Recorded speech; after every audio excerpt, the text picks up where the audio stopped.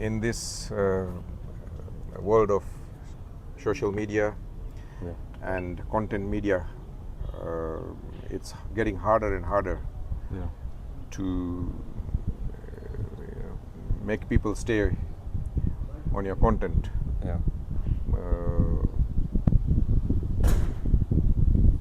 What can what can somebody do to grab people's attention?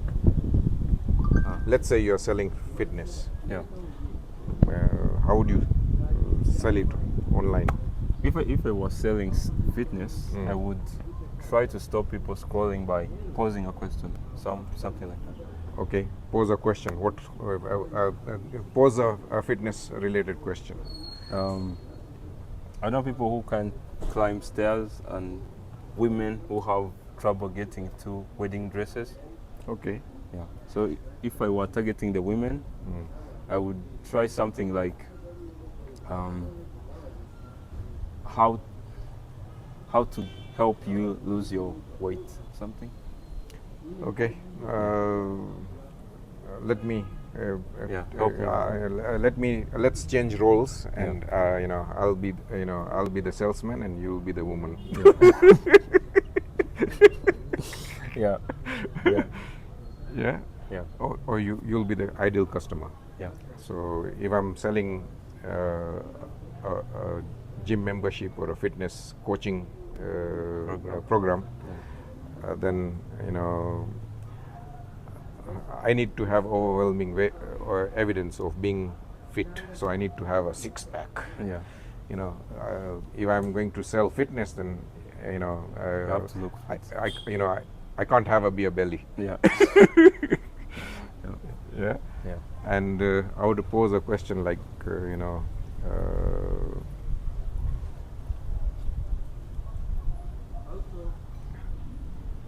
there's an upcoming wedding, Yeah. and you feel that you're not going to fit into the dress. Yeah. What can you do? Or would you like to fit into your wedding dress again? Yeah. Something like that. So it's a question, and again, the question needs to be framed in a way that the wedding is okay. It will be. Would you like to, reduce 3 sizes so that you can fit into your wedding dresses? Yeah. That sounds much better. Yeah. And our or my fitness coaching can help you achieve that Yeah. in 3 months, Yeah. something like that. So it has to be outcome oriented. The question needs to be framed on a problem and a solution, and your service becomes the solution provider. Yeah. So your fitness program or something like that becomes the solution for them to be able to fit into a wedding dress and Yeah. look pretty. Yeah. She's been chosen as a bridesmaid or something. She Yeah. has an important role, of carrying the bouquet, or so, or she's close to the bride, or she's nowadays they have a harem of bridesmaid. They have Yeah. 10, 12 Yeah. bridesmaids. All the friends from everywhere. Yeah, they all become bridesmaid, and they all wear matching dresses and everything, and Yeah. and for an event like that, all women want to make an effort. They want to look good. Yeah, and they want to not only look good for the wedding, but also for the cameras. Yeah. Yeah. So a wedding is a good attending a wedding is a good reason for somebody to make an effort to lose Weight. 3 sizes down, Yeah. or something like that. And so Yeah. you have to start with a question and make it one with a high probability of agreement. Yeah. Yeah. and make it about an outcome they want. So they want to look good on camera. They Yeah. want to fit into that size 4, for 4 sizes below. Make it about an outcome that your solution provides. Your fitness program Yeah. will help her lose, 3 sizes less. 3 sizes in 3 months or something like that. Yeah. And then you also have to get positive affirmation from your audience. Yeah. So you have to engage with the can I have a thumbs up for those who would like to fit into a 3 sizes smaller dress. Yeah. So in public it would be raise your hands if you want, you would like to fit into a size 3. Yeah.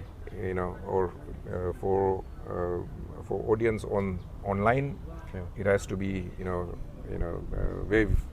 wave your hand, or Give a put thumbs a up. thumbs up or a heart, or type in one, Yeah.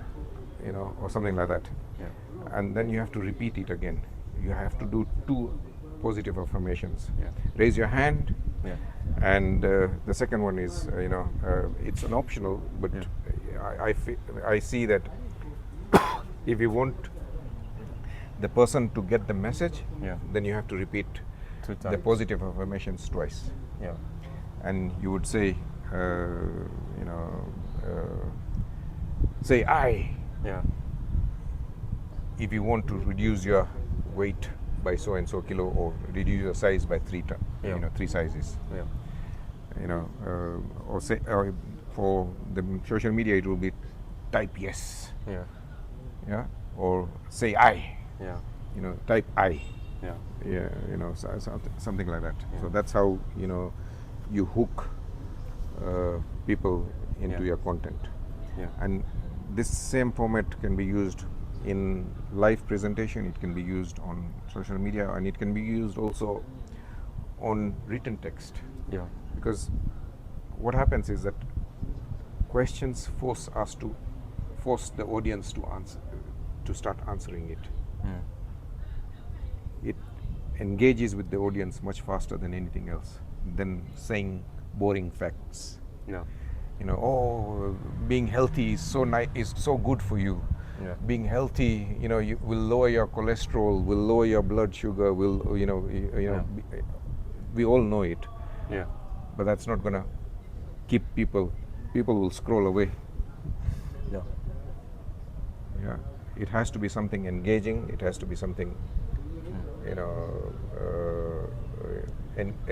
something that has a sense of urgency. Yeah. It's not about lecturing, it's not about it is something that is a goal oriented, Yeah. an outcome oriented, an outcome they want. Yeah. We all want to lower our cholesterol, but we know that just being fit is not going to lower your cholesterol. Yeah. So, Yeah. okay, if we were to do this for something else,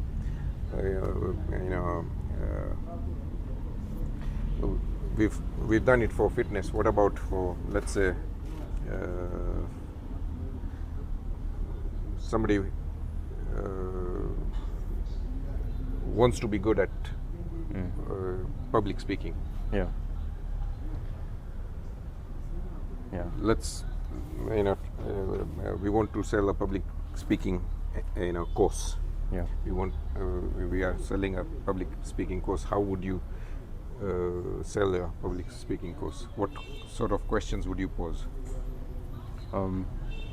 If I were to sell a public speaking course, I would start with the first step you said, which is pose a question. So what would be the question be? The question would come like this. Do you want to be better, to communicate better in public, or do you Okay. want to feel It has to be confident? punchier. Yeah. It has to be, the problem needs to be exacerbated so that your solution, your service becomes a solution that they want or desire. Yeah. So it will be, do you experience stage fear, stage anxiety? Yeah. Whenever a mic comes in front of you, do you start shaking Stuttering. and sweating? Yeah. Yeah, so we have to phrase it, you know, do you fear from stage? Do you fear? Do you have stage anxiety or stage fear or something? And and most of us fear Yeah. being on stage. We are okay with conversations, Yeah. but when a mic is put in front of you or you're told to go on stage, Yeah. then we start fumbling. And it's mainly because we've never had experience or practice of doing it. Very few people are brave enough to go on a stage. And when you're forced to do it Yeah. without any prior notice or without any practice, Yeah. and even if you have practice, then most people practice by memorizing Yeah. their content, and that's the worst way to do it, Yeah. because you'll try and memorize the words, you try and recall, you'll forget to look at the audience. Yeah. If you are reading, then you'll just keep reading, you'll not look up at the audience, there'll be no audience engagement and all that. Yeah. So You simply keep looking at the roof or something. yeah, Yeah. or looking at when you're thinking, we are normally looking at on the flow. Yeah. So you'll be looking at the flow, and the audience will be disengaged. They'll start chattering, they'll start talking and ignoring what you have to say. Yeah. Do you think there is a science to how people present themselves when they are public speaking? Yeah, all good public speakers don't memorize the content. Yeah. They memorize the questions that they're answering. So it is if they're talking about let's say they're talking about salesmanship, then they know salesmanship inside out. So what is the hardest thing that most salesmen go through? It's a question that they've already rhetorical question that they've put in their memory. They only remember this, and what they need to say comes naturally. Yeah. So what makes them different is they just memorize the questions and not the answers. No. Yeah. The answers flow naturally. Yeah. You memorize the questions, and the answers will come because you've done it many times, or you know your subject inside out. It's like when somebody asks you a question and says, Kevin, you are in car salesmanship. How do you sell a car? Yeah. So because I posed a question, it will go into the storage system and retrieve all the retrieve the information very easily. Yeah. Yeah. So posing questions is the best way to grab people's attention, but also remembering rhetorical questions. Yeah. If you are a public speaker, remember the questions, not the answers. The answers will come automatically. Yeah. Remember that the audience is going to ask me this question, and I have to answer that. So even if they don't ask you, you ask yourself in the brain, and then start answering it yourself. Yeah. And that's how and because you haven't memorized the answer, and it is coming naturally, you are able to have peripheral vision. You can look at the audience. You can for a few seconds you can look at this corner, and the person feels that you're only talking to them. Yeah. And it's a gift that they are receiving from you. Yeah. Eye contact is a gift that they are receiving from a well-known public speaker. Yeah. And you do that until there is a natural pause, a comma or something, and then shift your gaze. You don't shower your gaze Everywhere. like that. Yeah. Yeah, Yeah. you talk to that person for half a sentence, the other half you talk to this person, the other sentence you talk to the person at the back, that way. And that way, all your audience is fully engaged Yeah. and waiting for you to look at them. Yeah. Yeah. Yeah. So, okay, we were selling fitness. Yeah. So we've done that. What was the other thing we were selling? We. I don't think we were saying. Did we suggest any other thing? Yeah. Did we suggest any other thing? We were selling fitness first, and then what else are we selling? Oh, public speaking. Yeah. We are, public we are- speaking. Yeah. yeah. So it was public speaking. So you are, okay. So I'll be the one who, you started, would you like to speak with confidence or something like that? What did you say? Yeah. If I were to pose a question, if I'm going to sell a public speaking course, I would say, do you want to speak confidently? Or, Okay. and you suggested, do you have fear of speaking on stage? Yeah. Yeah. Okay.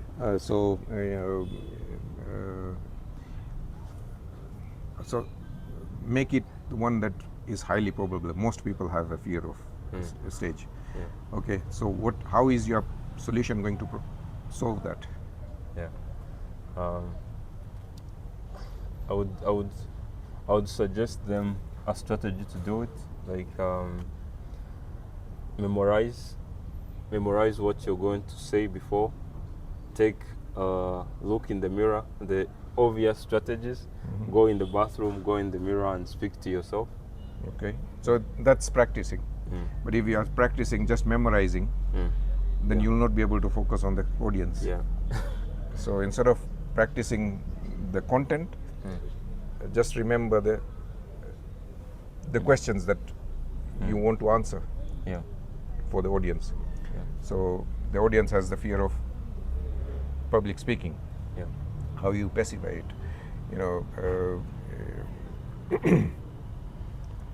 and and make it about an outcome, that your solution provides. So Yeah. by coming to public speaking university, Yeah. you'll learn, Yeah.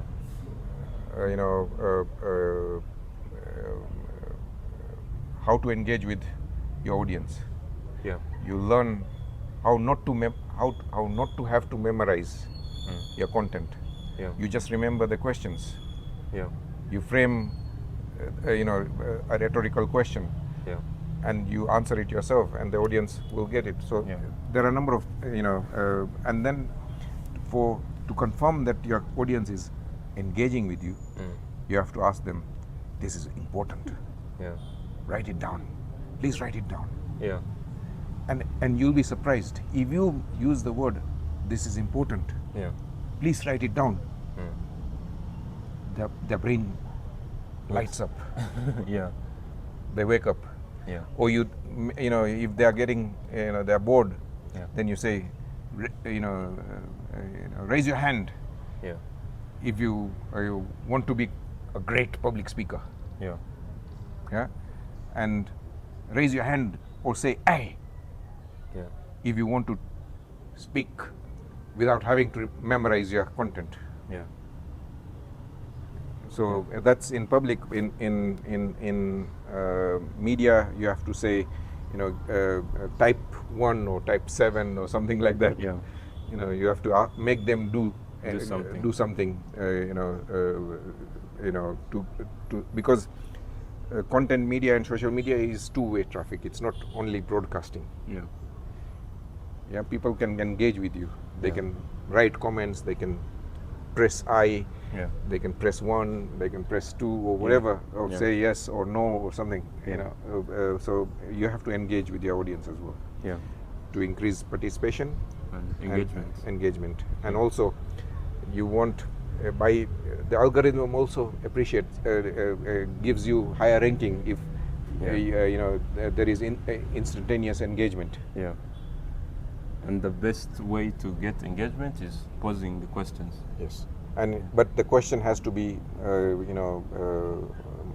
make it one with the highest probability that you'll get a yes Yeah. from your audience. Yeah. So whether it is online audience or a physical virtual audience, or yeah. or a physical audience, Yeah. they are all audiences. Yeah. And make it about an outcome that they desire. Yeah.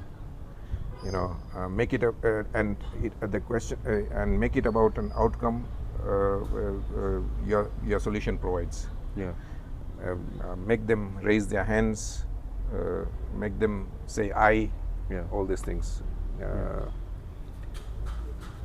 Most of us are fear selling. In most companies, if there is a team of 5 or 8 or 10 people, 8 or 10 of them, 8 out of the 10, just like doing the work. Nobody likes to sell. Nobody likes to seal the deal and win the business. Yeah. There is only maybe the business owner that That's all. has to do the sales, and even then, because he's managing so many things, he's not a good salesman. Yeah. And and most people think by lowering their prices, their customers are going to appreciate them more. If you're offering excellent value and you're charging peanuts, then people will doubt that service. You're selling peanuts and charging gold prices, then again people will doubt. There needs to be a balance between the level of service they're receiving and the price that they're paying. If it's too low, then it is too good to be true. He's a con artist. Yeah. Yeah. Yeah. So you lose a sale by pricing too low, Yeah. and you lose a sale by pricing too high as well. Yeah. So the service, the quality of the service and the price need to It's too much. match. Yeah. Who want to start Okay, they can do a side hustle. Yeah. Yeah, students can do a side hustle of selling some services or some products. Yeah. So you have a good example. You did a betting thing in your high school. Yeah. What did you do? When I was in high school, I wasn't the most popular person, and I wasn't the most social person. Okay. So- you are naturally introvert. Yeah, naturally introverted. Okay. The guy who sits in the corner and just observes others as they happen. Yeah. Yeah. Okay. And so, in around July, mid-term, it was on a very beautiful morning. The wind from the trees would blow through the class, so I was just sitting there. And then I realized that everyone was talking about the interclass games that were going to happen the next week. So I was very interested in knowing what was going to happen. Okay. So as I sat on the sidelines as the children as the other students were talking about which games were going to happen. So which club is going to win, which game is going to, which class is going to win, or which team is going to win. So Yes. there's heated debates about it. Yes. Okay. And I realized that there's an opportunity I could use to start a betting platform at school. Okay. Yeah. And this was using mobiles or using No, it wasn't even virtual. There was no digital at all. So because everyone at school had to have pocket money, and the pocket money was either cash Okay. or they didn't have it. So, Okay. yeah. And what I did that afternoon was I thought there in the dining room with a couple of my friends, they didn't know about the idea. Mm-hmm. So I passed it on to them, and most of them said it is impossible. The administration will literally be on your head. Okay, so you'll get into trouble for starting a betting ring. Yeah. Okay.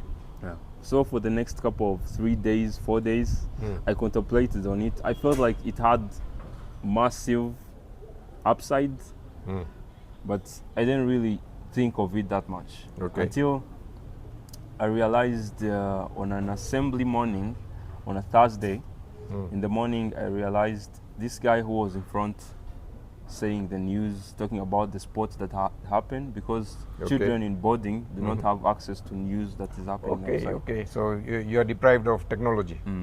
Okay. Yeah. So.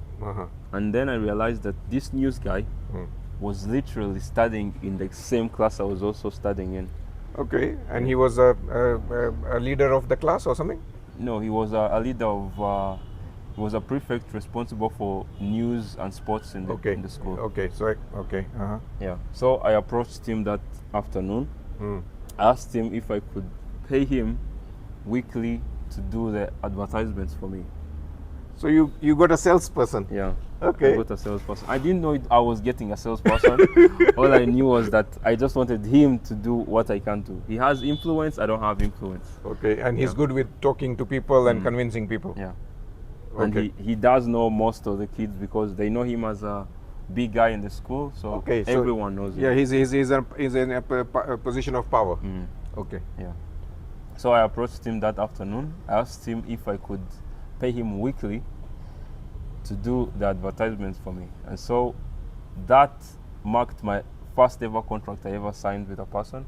Okay. Yeah. So I printed it, I keep it in my suitcase till this day. And then the next week of the interclass games, all I did was give him the funds that I was supposed to be paying out. Okay. And then he managed the entire ticket booking and everything. So everything was analog. We cut an A4 paper sheet. We divided into like 24 small papers. Okay. So each paper had a name, the amount they had put on, and the odds they were. Okay. Yeah. And how did you work out the odds? The odds were literally by class. If a secondary 1 kid is going to be facing an S6 Okay. kid, so all we did was measure this kid is too small, this guy is big. Okay. So bigger guy is going to win the small kid. So you reduce the odds on the bigger guy Yeah, and increase the odds on the. on the smaller guy. Okay. Yeah. And okay, so it was all paper based. Yeah. So somebody, so okay, you would say, okay, if class C, Yeah. The Hercules of class C Yeah. versus,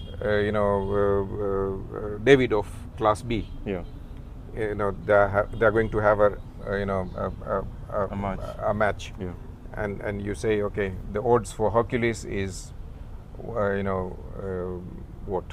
It was around 1.12, and maybe for the small kid it was around 2 to 3. Okay. So it was a big. Okay. Yeah. And then by the next day of the event, it had gotten so popular because at that point we didn't have an office and everything was going on inside the dorm. For me, what I did was I designed the flyers, so I was good at distributing them around the school in every area of the school. So you would stick them on the walls or something like that? I stuck them at the dining halls, the classrooms. So all the common areas where people will gather. All the common areas. Okay. And all of a sudden, that evening, at like the second game of the evening, the dorms were like, we literally had to get guys to stand around the beds because all the money was in the blankets. Yeah. Okay. Every kid, because it wasn't going to be sent on digital, we didn't have phones. Okay. So it was literally pocket money. Uh-huh. People from the dorms down the hall, all of them just came to this one bed.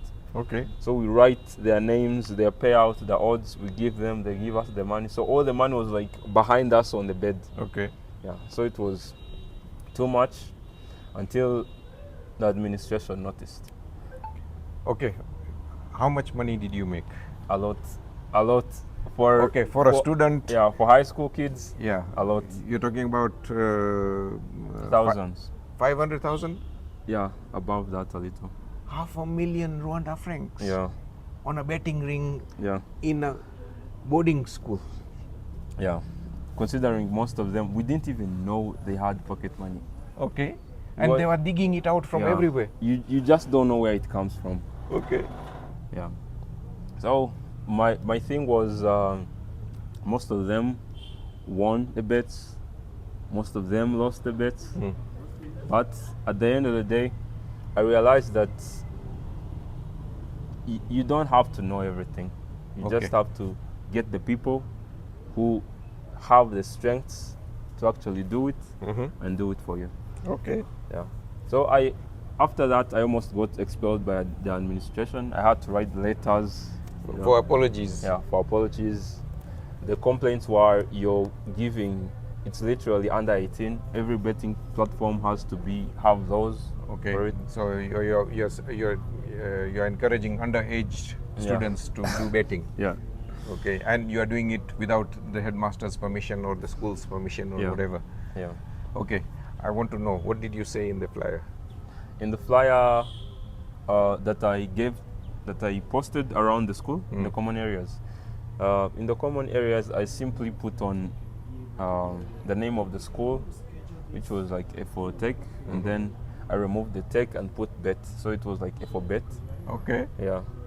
So the name was very catchy because everyone was like F for bet, and then everyone knew where we were because Okay. the school got empty when the game started. All the kids were in the same place. In the betting room? Yeah, in the betting room. So it caused so much commotion. They thought the kids had either jumped the school or Okay. something was happening. Okay. Yeah. So it was a good run. It was a good run. Okay, so you created a side hustle to enhance your pocket money. Yeah. You know, what would be your advice to students who are lacking Yeah. pocket money? You know, they need to also do a side hustle or what? Um, Okay, not betting, but yeah. You have to be creative first of all. And my advice really to the young entrepreneurs and students in college, high school, you don't need permission to start. okay, and you don't need to know everything. You Yeah. you can learn on the job. Yeah, you can learn on the job. Yeah, And you don't have to be perfect. If you feel like the product is good and can be sold, put it on the market and the market will tell you. Yeah, whether they like it or not. Yeah. They'll vote with their money, Yeah. with their pocket. Yeah. And the second thing is you have to be willing to make mistakes. You don't start out without making mistakes. Mistakes are what help you improve. Yeah, you learn more. We all learn more from our mistakes than we learn from our successes, because failures force us to contemplate. Yeah. Why did I fail here? What can I do differently next time? Yeah. Yeah. Yeah. And the next thing is take use of every resource around you. You have free internet, especially if you live in Kigali. You already know. If you live in Kigali, whichever school you go to, you have free internet. You have free access to the library. Use those books. Use those internet accesses that you have everywhere. You have many working places, and most of you have access to devices, mobile devices. Yeah, so they can start doing drop shipping, or they can start making content, or they can start teaching other students who are below them their physics or chemistry. Yeah. You know, they can become online tutors. Yeah. Okay. Yeah. If you agree with what I'm saying, I want you to comment down the video that it's possible. I can do it. I can do it. Yeah. Okay. Or I will do it.